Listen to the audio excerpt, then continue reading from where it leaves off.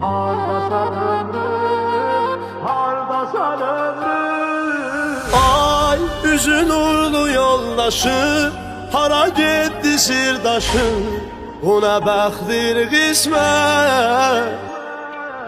Gəl evimin yaraşığı, gözümün nur ışığı, bizi yıxdı həsrət. Dəşti bəlaya, səni salmışıq yola, Kərbəla şahid, sənə kaş dayaq ola.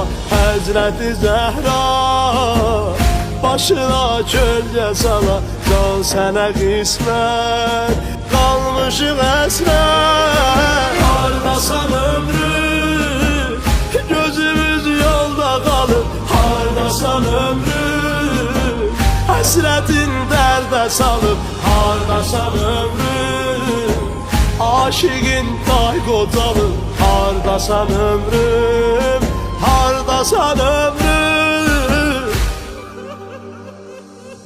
Bax necə ağlayır qızı, kimə eyləsin lazı, atasız bir körpə.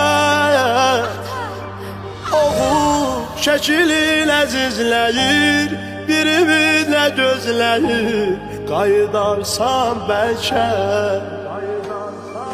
Bəs necə qıydım balalara bu qəmi, yandırır icri, axı dağlı sinəmi, ay evimizi, yaraşığı görkəmi, can sənə qismət, can sənə qismət. Hardasan ömrüm, gözümüz yolda qalıb, hardasan ömrüm, həsrətin dərdə salıb, hardasan ömrüm, aşiqin day qocalıb, hardasan ömrüm, hardasan ömrüm.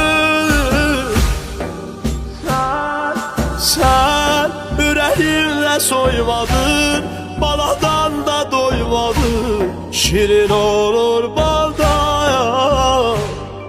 Bu qəlb səni istəyir səni, gəl özündə gör məni, necə düşdüm halda. Dəşti bəlaya, səni salmışıq yola, Kərbəla şahid, sənə kaş dayaq ola.